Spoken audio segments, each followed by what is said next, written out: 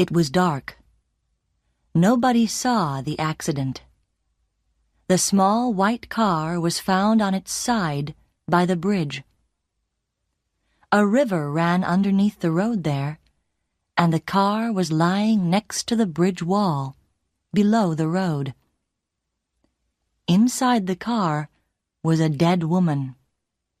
Her name was Karen Silkwood, and she was 28 years old. It was November 13th, 1974.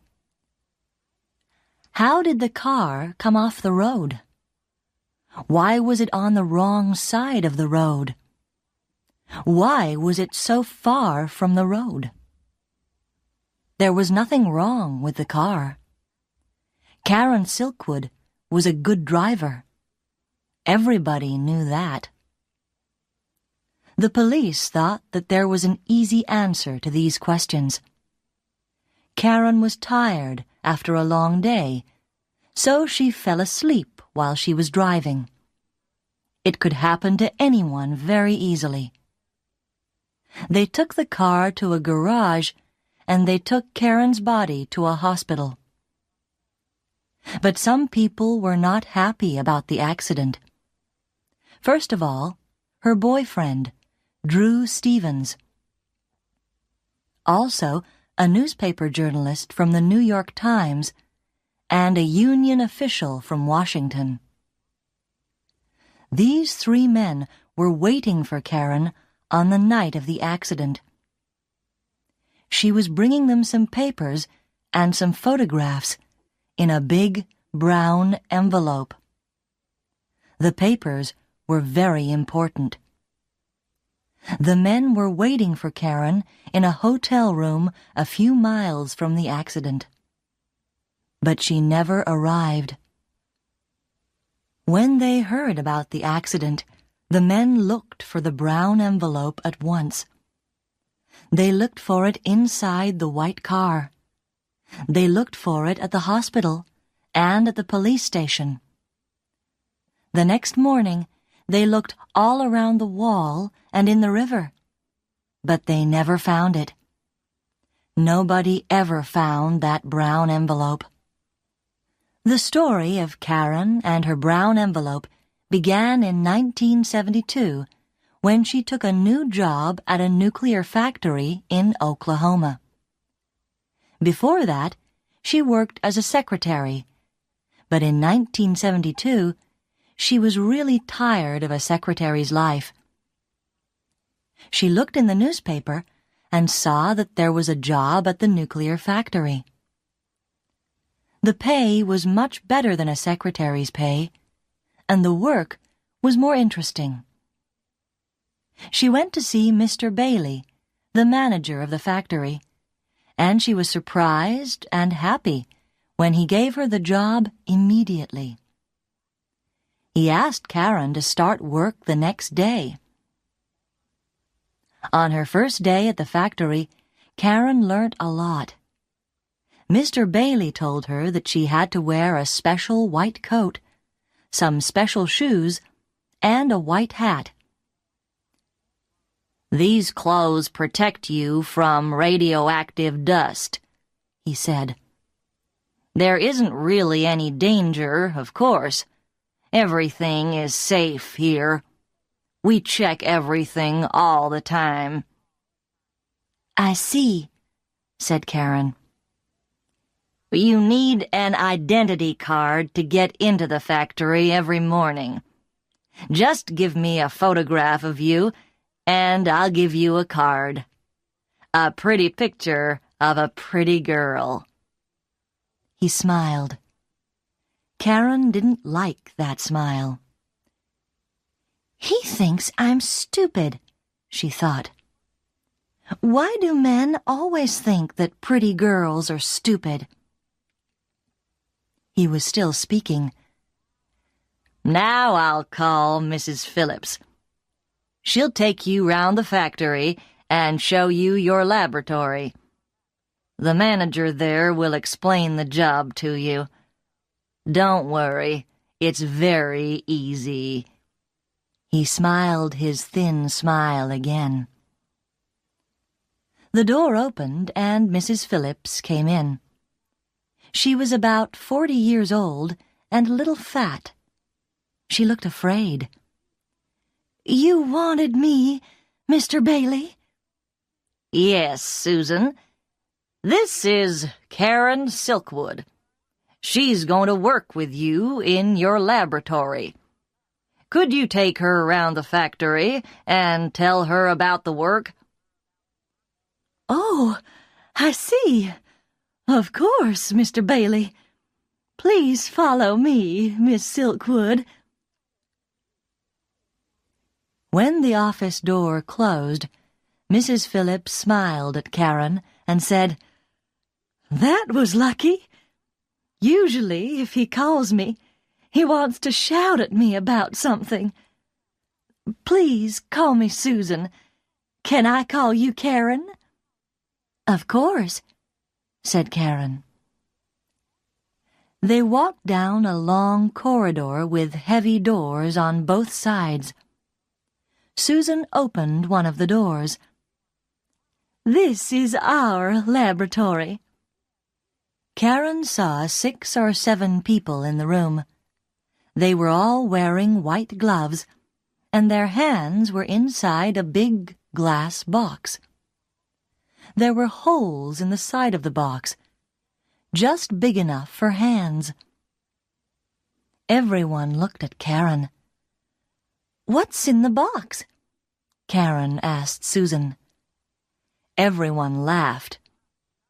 "Not chocolate," said one worker. "Or beer," said another. "Don't listen to them," said Susan. "It's fuel rods and uranium. We put uranium into the fuel rods. That's why you must always wear your gloves.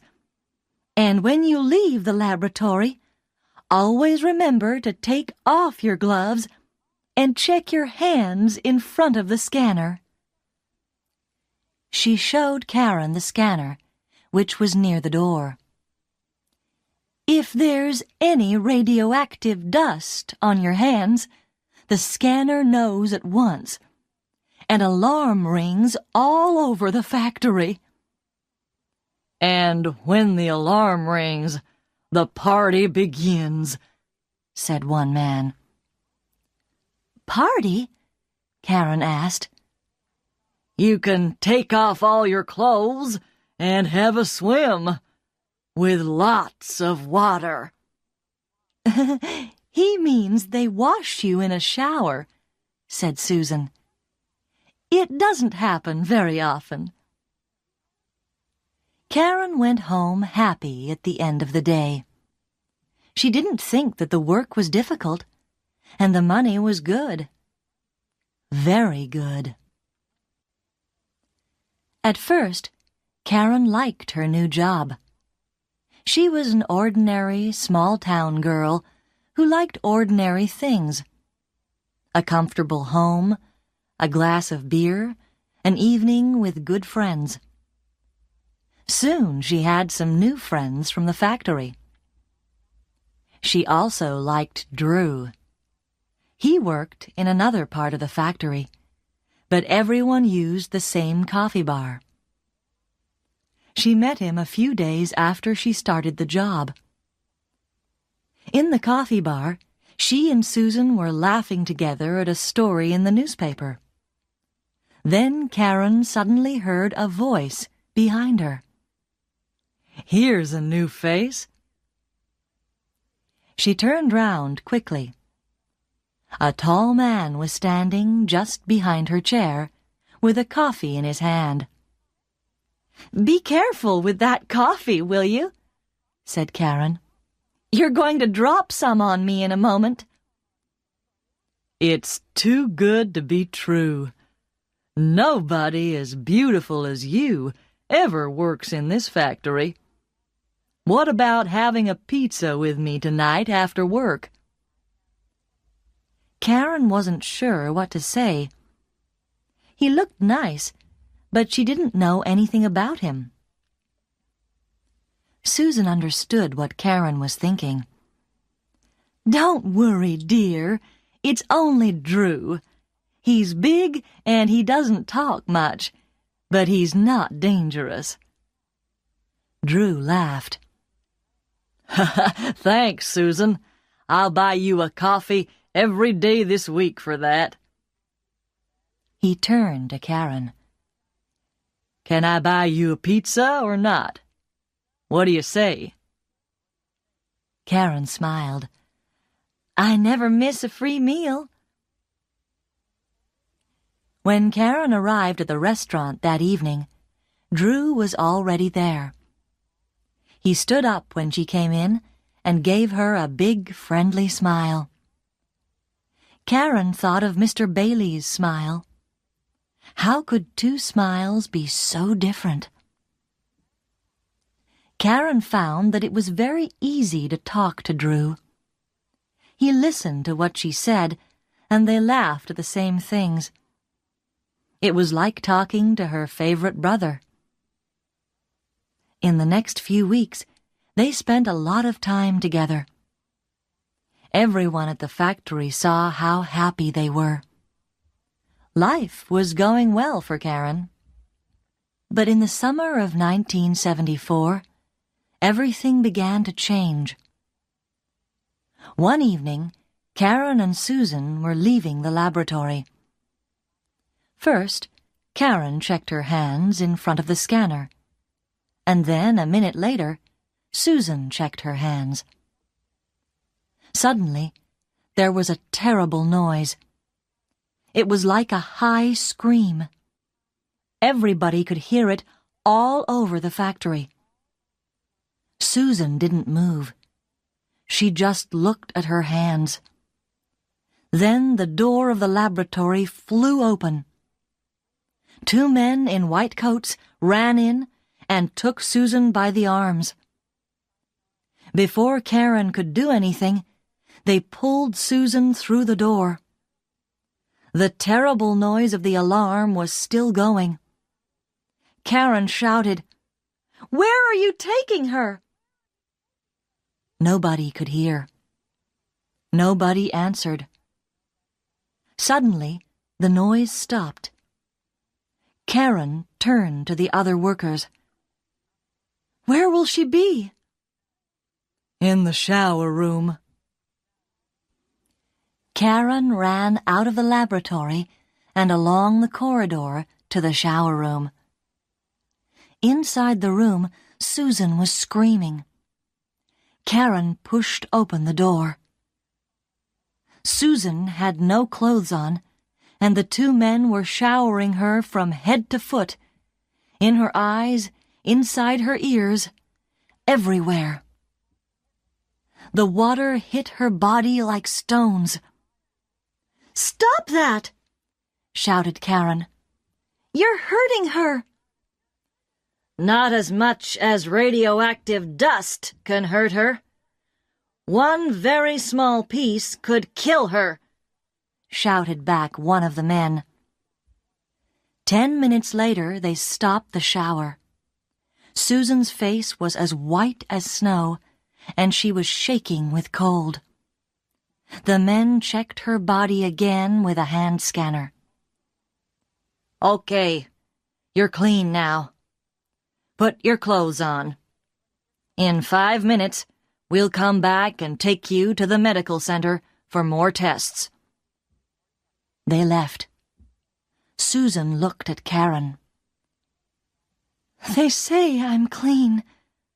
Outside, perhaps. But what about inside? How much radioactive dust is in my body? Am I hot?" Her voice was quiet and tired. Suddenly, she looked old. Slowly, she began to put her clothes on. "Hot? What do you mean?" asked Karen. "Hot means radioactive." "I see." Karen looked at her own hands. Were they clean? How carefully did the scanner check them? She worked next to Susan in the laboratory. Perhaps the dust was on her hands, too. "I'm sure you're fine, Susan. The men said you were okay, and the doctors will know." "Nobody knows. Uranium is very new. Nobody really knows what it can do to us." One of the men came back with a woman. "Come along, dear. Time for your medical tests." Then they saw Karen near the door. "What are you doing here? If you've finished work for today, you can go home." Karen did not listen to them. "Are you okay, Susan? Do you want me to come with you?" Susan shook her head. "No, it's okay. You go home, Karen. I'll phone you later. Don't worry about me. And thank you." The man and the woman took Susan's arms and walked down the corridor, with Susan between them. She looked very small and very afraid. After the shower, Susan was a different person. She was quiet and didn't laugh very often. One evening, a few months after the shower, Karen met Susan in a bar for a drink after work. "You know, Karen, we really must leave the factory. It's very dangerous. How many times do we hear the alarm now? More and more often. And every time we hear it, we know that someone is in danger." "How does it happen?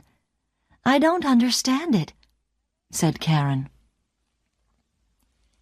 "It's because the factory is working 24 hours a day. The safety people can't do their job well. They have to check everything carefully every day. But when can they do it? When we finish, there are the people who come in to work at night. The managers don't care about the danger. They only care about the money. And you know, Karen, I'm just the same. I also have to think only of money. I have 3 children, and my husband is dead. I need the money from the factory. It's more than I can get from any other job in Oklahoma. 3 children are expensive. Very expensive." "Of course," answered Karen. "I understand. Drew and I have talked about this. He's thinking about leaving, too." "It's okay for a young man, strong like Drew. He can get many other jobs. You could leave too, Karen. Why don't you?" "Because I've decided to change things here. I like the job, and I like the people who work here. The money is good. We just need to improve safety. That's all. Surely that's not difficult. We have to talk to the managers and tell them it's important. Do you know Bob in Laboratory 16? Well, don't laugh. But he's asked me to be on the union committee, and I'm going to try it." "But, Karen, you can't. You're a woman. There are no women on the committee. The men won't vote for you," said Susan. "Perhaps not," replied Karen. "But what about you? Will you vote for me? Do you know how many women work for this factory? Hundreds. And why won't the men vote for me? Perhaps I'm the first woman who has asked for their vote." Susan smiled. "Well—" But she couldn't find a good answer to Karen's question. A week later, when the workers had to vote for the new committee, most of the women voted for Karen, and a lot of the men voted for her too. They saw that she really wanted to change things at the factory, and everyone agreed with her that safety was very important. So Karen was now an official on the factory's union committee. A month or two later, the alarm sounded again. This time, Karen was in front of the scanner. She went quietly with the men in white coats. But after her shower, she asked them a lot of questions about safety in the factory. They didn't answer any questions. They just got angry. They knew she was on the union committee, and they were afraid of her. All the managers knew that Karen was on the committee because she always had a notebook in her hand. In her notebook, she wrote down all the scanner alarms, every shower, and every other danger in the factory. She asked a lot of people a lot of questions, and always wrote the answers in her notebook.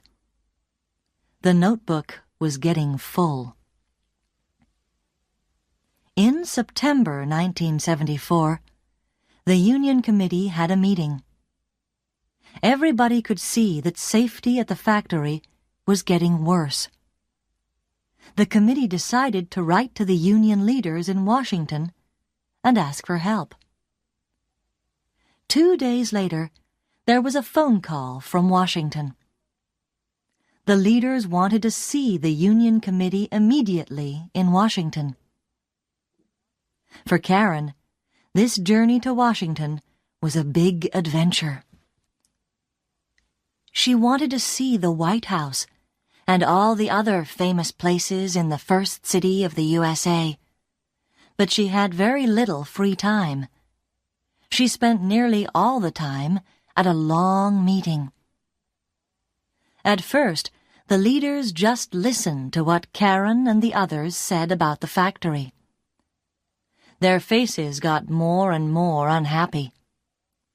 Karen explained what was happening.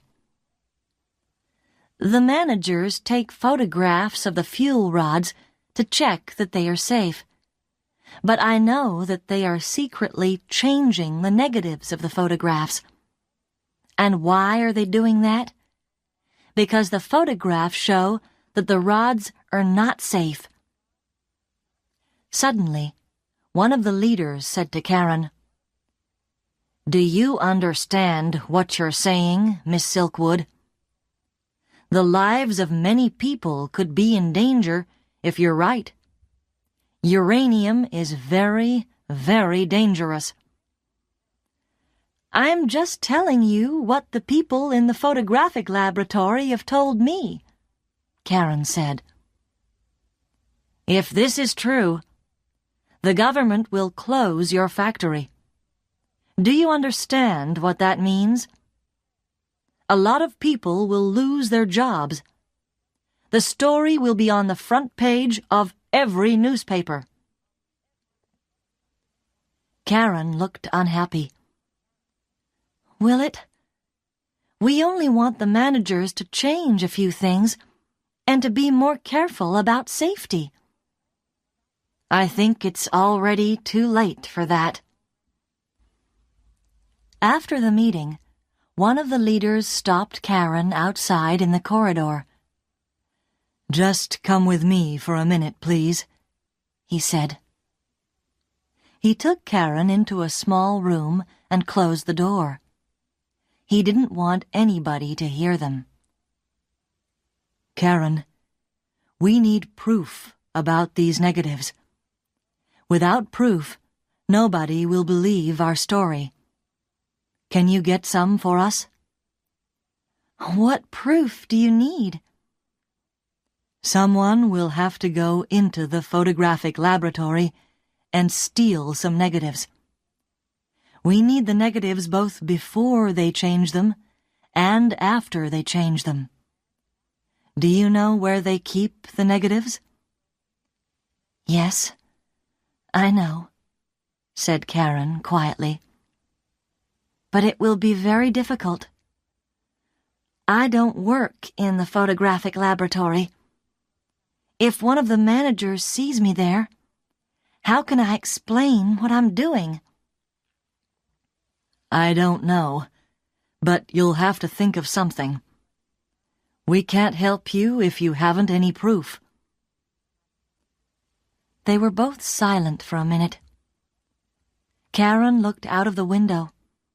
It was a lovely evening. She thought of Mr. Bailey's cold smile and Susan's screams in the shower. "I'll do it," she said. "Good girl. It will be very dangerous. Nobody must know what you're doing. Not your friends on the committee. Nobody. I'll be the only person who knows. I'll phone you once a week, and you can tell me how you're getting on." "Nobody? Can't I tell my boyfriend, Drew?" asked Karen. "No.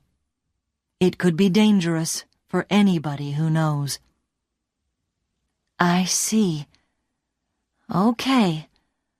I'll do what I can," said Karen slowly. "Be very, very careful.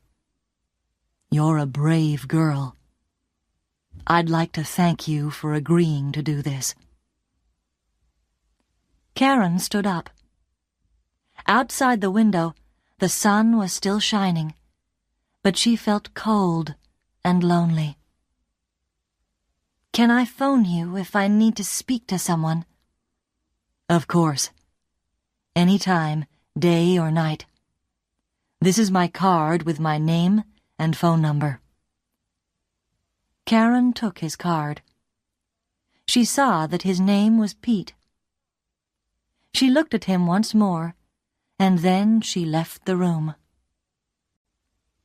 When she arrived back from Washington, Drew was waiting at the airport. "Did you have a good time?" "Not really.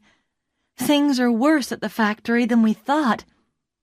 The union leaders are going to send some doctors to the factory to talk to everyone about the dangers of uranium." "Poor Karen. You look very tired. Let's go home, have a beer, and listen to some music. Forget the factory for one evening." Karen looked at Drew's kind, strong face.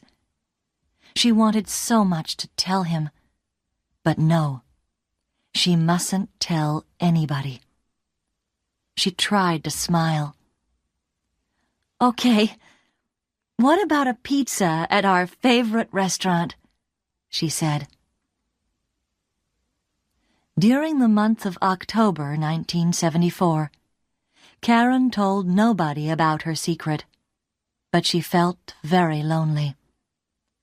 She began to work at nights because there were fewer people working in the factory then, and so it was easier to get into the photographic laboratory. Very slowly and carefully, she began stealing negatives. She put the negatives in a brown envelope and put the envelope in a secret hole in the wall of her house. Nobody knew it was there. In the daytime, when she was not at work, it was difficult to sleep. She was afraid all the time. She often felt that people were watching her. Soon, some doctors came from Washington and spoke to the workers. After that, everyone tried to help Karen. They were really afraid when they heard about the dangers of uranium. Soon, Karen had to begin a new notebook. Everywhere she went in the factory, the notebook went with her. The managers watched Karen, and they watched her notebook. One day, she left it on a table in the coffee bar for 2 minutes while she went to get some sugar. A manager tried to take it, but the other workers stopped him. "What are you doing? That's Karen's book." The manager's face turned red, and he put the book down. But the managers were now watching her all the time. It was more and more difficult to get into the photographic laboratory. But in the last week of October, Karen told the union leader in Washington that she had nearly all the proof necessary. "That's wonderful," said Pete's soft voice in Washington. "When you're ready, I'll take you to meet an important man from the New York Times. We'll give the story to the newspapers, and they'll tell the world about it. Then the government and the factory managers will have to do something about the dangers of your work."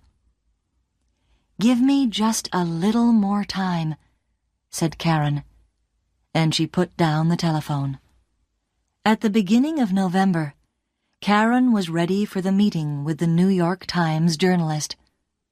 The brown envelope was full. Then Drew decided to leave his job at the factory. He told Karen that the work was too dangerous. He wanted Karen to leave, too. "Not yet," Karen said. She wanted to stay until the meeting with the New York Times. She knew she would have to leave the factory after that. But how could she explain to Drew?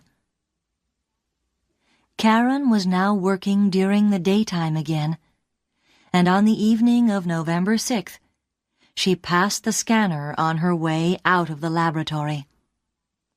Suddenly, the alarm sounded. She had to have another shower. After the shower, she went home, very tired and unhappy. After she arrived home, she went to the bathroom for a quick wash, and then she went to the kitchen to make a sandwich for the next morning at the factory. Then she went to bed. The next morning, November 7th, she got up and went to work. She was still tired, and she forgot to take her sandwich out of the fridge.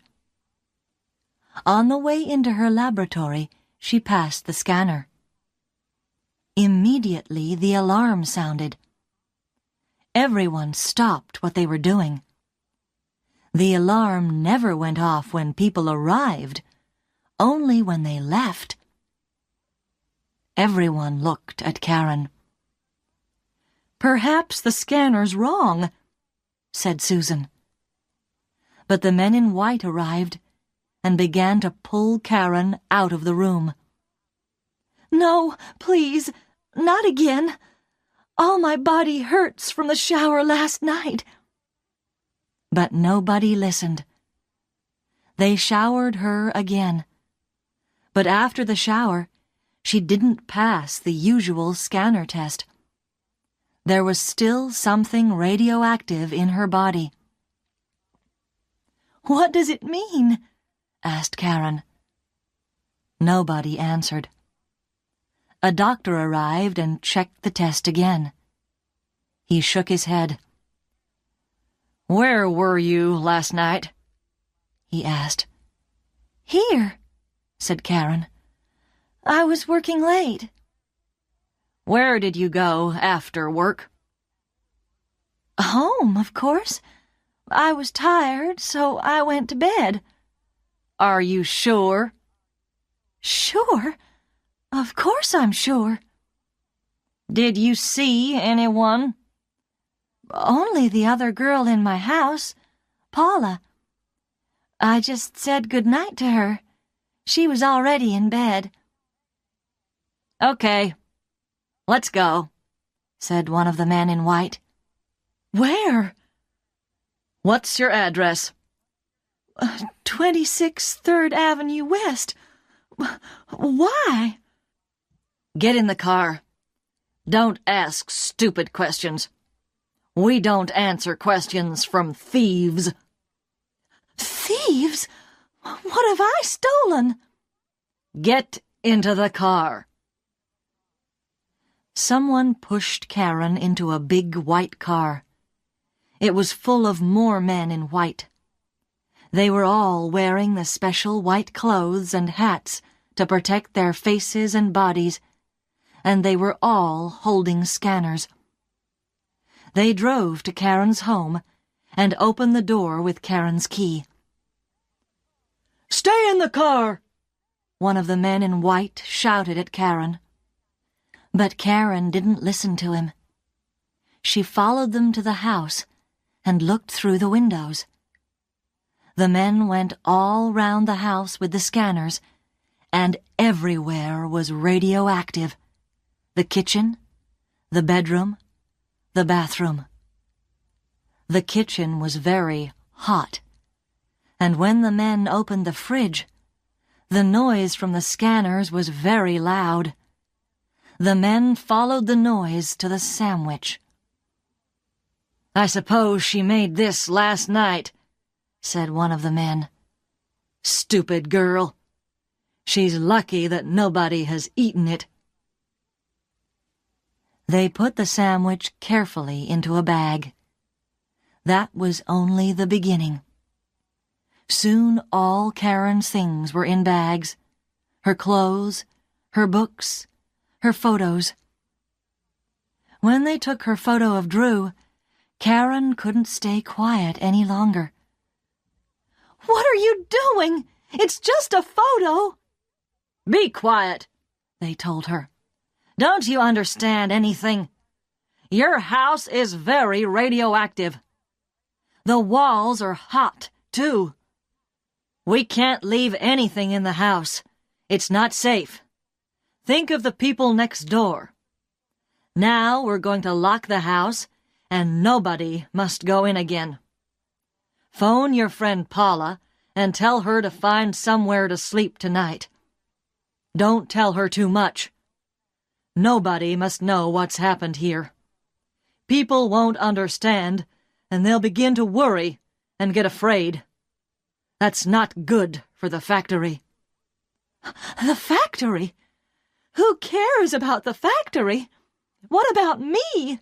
If my house is radioactive, I'm radioactive too," said Karen.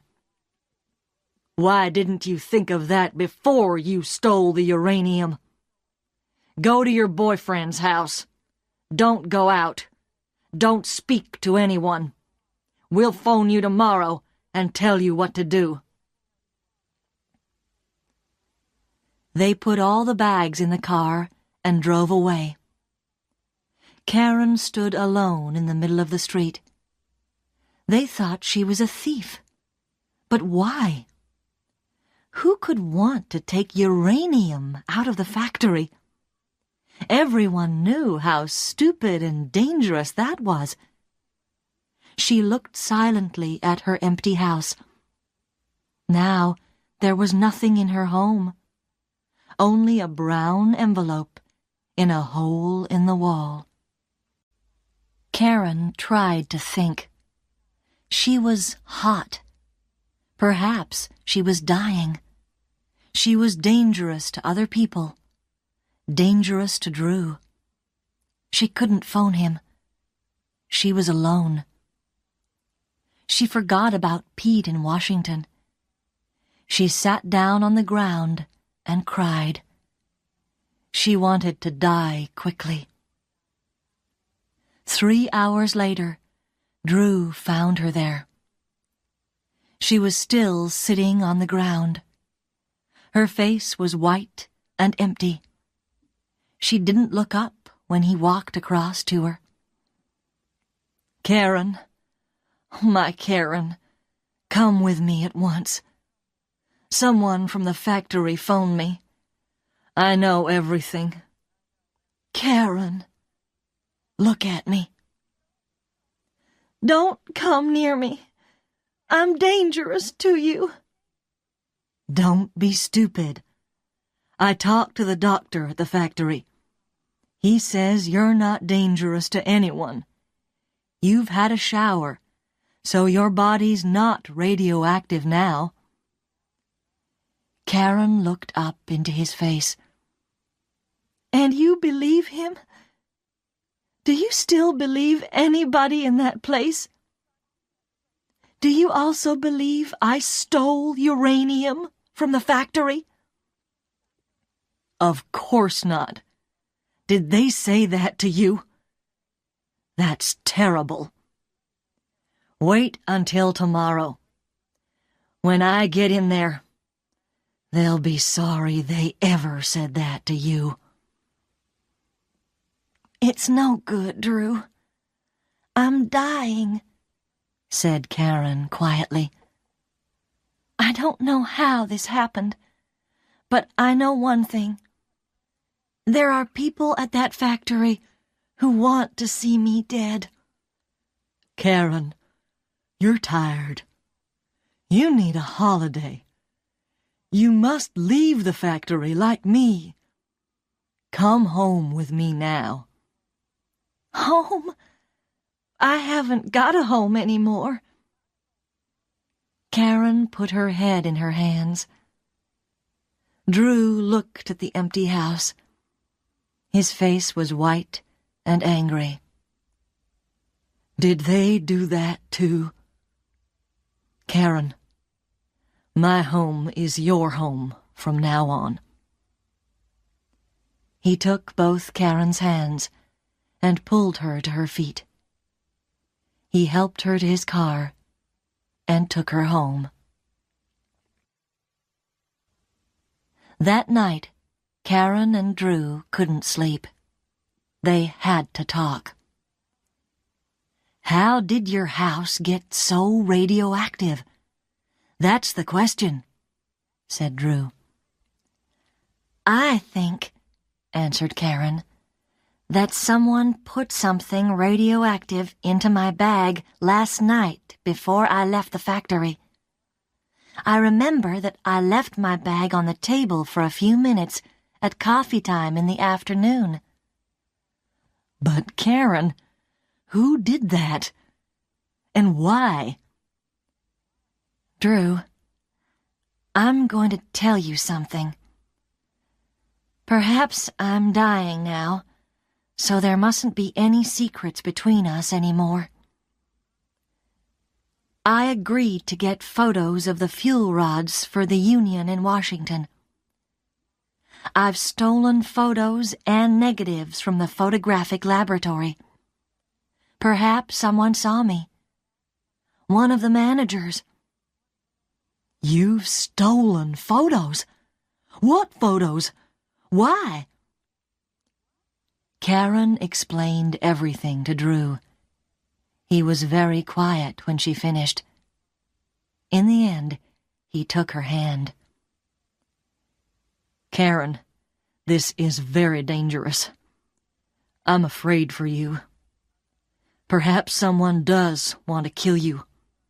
Didn't you think of that danger when the union asked you to do this? Why did you agree to do it? Because I care, Drew. Somebody has to do something. Why not me? I care about you, about Susan, about everyone who has ever worked at that factory. If the danger from radioactive dust doesn't stop, perhaps we'll all die. Don't you understand that? Yes, I understand, said Drew quietly. But I also understand that you're doing a difficult and dangerous job alone. You mustn't work alone anymore.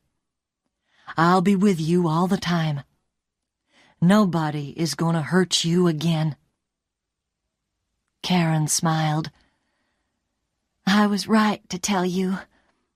I need a friend, and you are the best friend that I have. But it's not much longer now.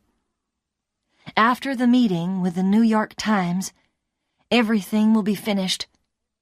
I can go on for a few more days, but I'll tell you everything from now on. Next morning, Karen telephoned Pete in Washington and the union committee at the factory. She told them about her house and that the managers were calling her a thief. From Washington, Pete's voice sounded angry and worried.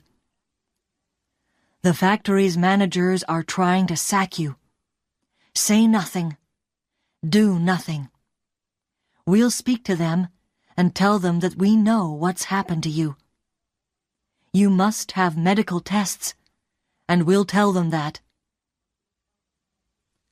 Karen waited at Drew's house all day. In the evening, the phone rang. "Miss Silkwood," said Mr. Bailey's cold voice. "You and Drew and your friend Paula must go to Los Alamos for tests. The doctors there know all about uranium and radioactive dust. We've talked to the union. We will pay for the journey, and they will pay for the tests. But we know that you've stolen some uranium. That's why you were so radioactive. There's no other answer." The phone line went dead. Karen looked at Drew. "You and I are going to Los Alamos for medical tests. But I'm sure now. The managers know. They know what I've really stolen. And they'll look for them while we're away. They'll tell everyone that they're looking for the stolen uranium. But they won't find anything. They won't find their negatives." Karen, Paula, and Drew went to Los Alamos and had the tests.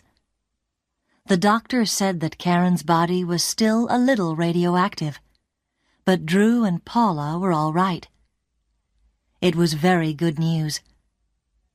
They told Karen that she was in no danger now, but they also explained that they didn't know about the future.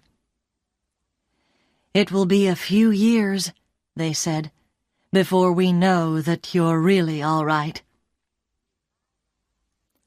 High in the mountains around Los Alamos, Paula, Drew, and Karen had a party in a little restaurant. Karen felt years younger. She was not going to die. She and Drew still had a future together. They all danced until midnight. The next day, they took the plane back to Oklahoma City. Karen had to go back because that evening there was a union meeting at the factory, and after that, her meeting with Pete and the journalist from the New York Times. It was an important day for her. They arrived at the airport in the morning. Early in the evening, Karen drove to her house. She went alone because Drew was working. She used her key and went quietly into the house. She was only inside the house for 3 minutes, and then she left immediately and went to the union meeting at the factory. That night at the meeting, Karen had a big brown envelope in her bag. The envelope was too big for the bag, so everyone could see it. All the workers were very happy to hear that Karen was all right.